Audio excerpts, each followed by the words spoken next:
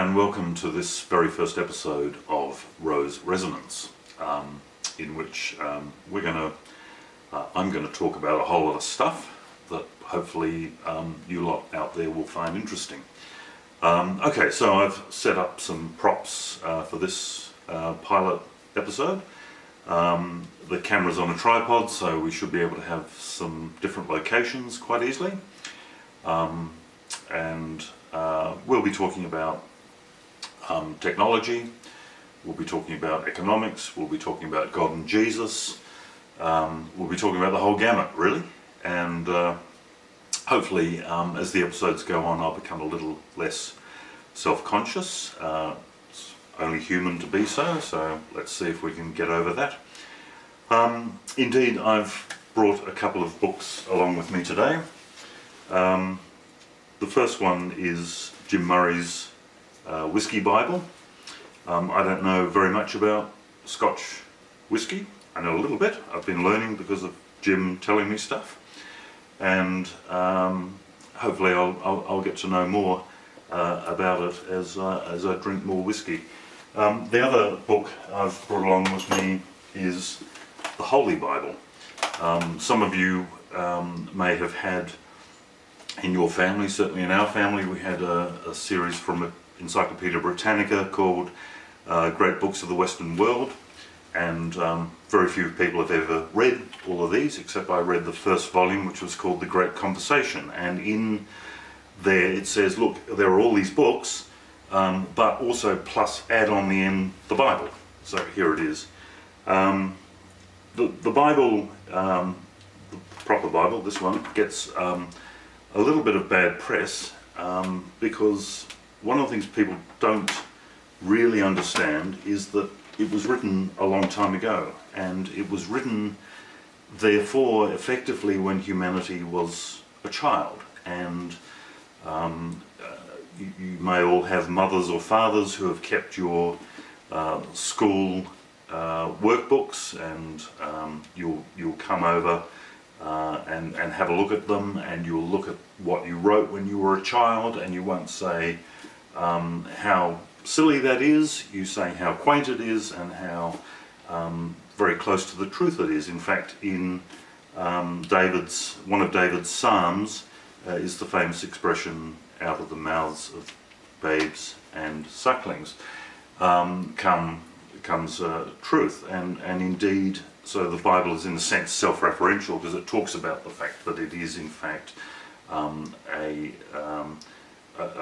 rendition of an understanding of the world that was, the last book was written 2,000 years ago, as we know, so a long time ago. There's been a lot of great books written both in the West and in the East since then, which have expanded humanity's knowledge. And so in effect, while humanity may have been a child at the time the canon of the Bible was complete 2,000 years ago, we were effectively in primary school. We've now moved on to be what I like to think of as either a graduate or even, I think, a postgrad. Humanity is about to receive, I think, its doctorate, and the nature of that is that once you've finished your either your trade or your professional training, you're ready to actually start going out into the world and practicing your craft. Jude, who I've managed to get out of the house to do a bit of volunteering so I can make this video today, used to always ask her mother when the general practitioner down the road was ever going to stop practicing and start doing it properly. So that's effectively what we're looking at doing. When Dad gave me this Bible on the 24th of November 2007, which was election day for where John Howard was defeated by Kevin Rudd, he wrote, "Dearest Ro," he gave me this Bible, "Dearest Ro, on this day when mortals agitate, believing they control destiny, could there be a better time to give you the source of truth and wisdom as defined by our eternal Creator and Lord in this, His Word? Mum and I have lovingly followed your searching and pray that in searching these scriptures your spirit will find understanding and peace. Understand that your searching must be diligent, thorough and honest. Above all, this word is a coherent revelation, totally internally consistent. Study it thoroughly and methodically, and let it speak for itself, even if it declares matters that disturb you. Please don't make it an eclectic grab bag of bits and pieces selected to support your own preconceived ideas.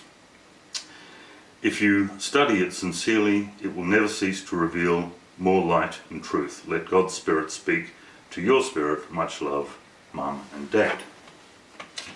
Okay, so this is the Arbalor Abuna, batch number 49.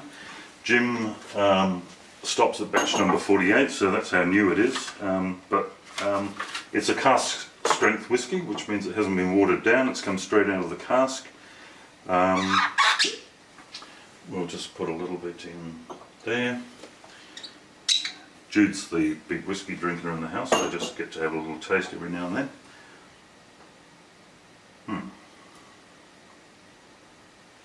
Right. So the last book in the Bible is everyone's favourite. It's the end of the book. It's the story of how everyone lives happily ever after. And in chapter 13, the chapter numbers were added later, so John didn't originally have chapter numbers, but the section that has now become chapter 13 talks about this person who is going to force, I think force is the word that's used, or compel, or I like to think bring everyone in the world, not just a group of Christians or a small section of society, but everyone in the world, it says it quite specifically. It's going to encourage, to convince, or somehow get everyone in the world to worship Jesus. And so to imagine how that might happen, one has to start thinking about exactly who Jesus was, what his message was, how that might have been perhaps not perverted, but seen from a child's perspective, and how it now needs to be seen from an adult's perspective, and how seeing it from that adult perspective we can make a bit of progress with how this world is going to come about, this new world that John speaks of, and that of course Jesus spoke of.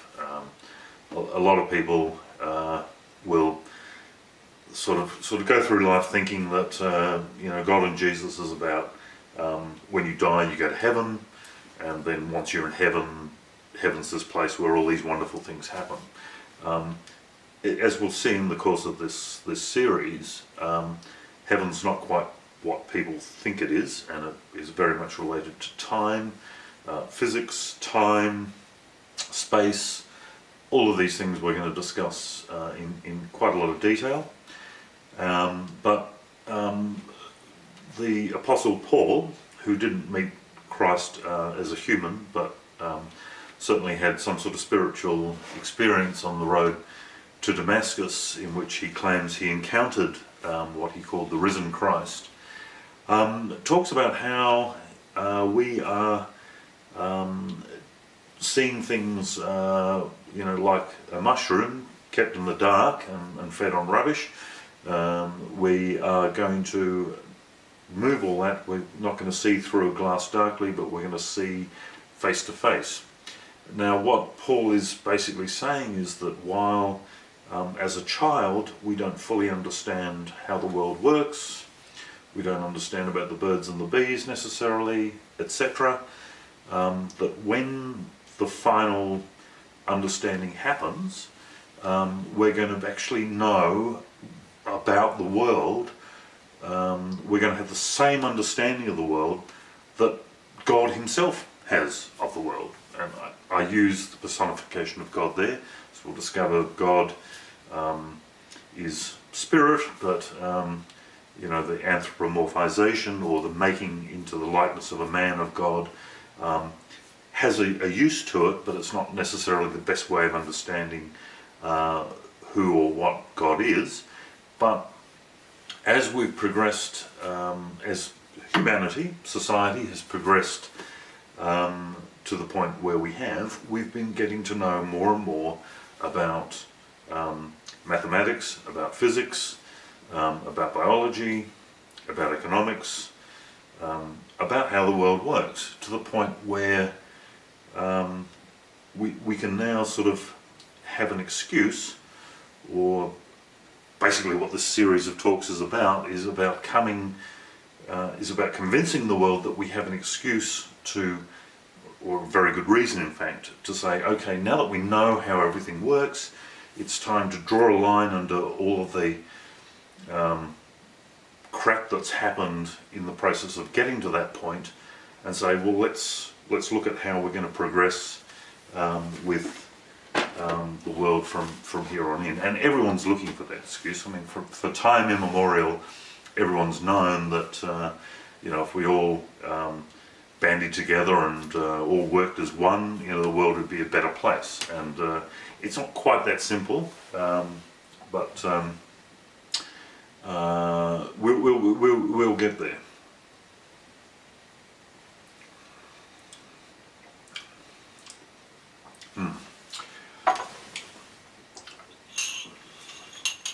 Certainly, Jim says not to do this, but we'll just add a few drops of water. Someone else who I respect very much in the whiskey world always adds water, particularly to cask strength whiskies. Brings out the flavour. So, that's my job, is to convince everyone in the world, like the whole world, not just a small group or a small congregation in a church. It's this sort of uber ministry that you know, I feel a compulsion to conduct, and as we'll see also over the course of this series, we'll get a little bit more of an inkling as to why I feel that. But for now, thank you all very much for listening, and I hope I've piqued your interest enough to have you come back again. Okay, till next time, bye.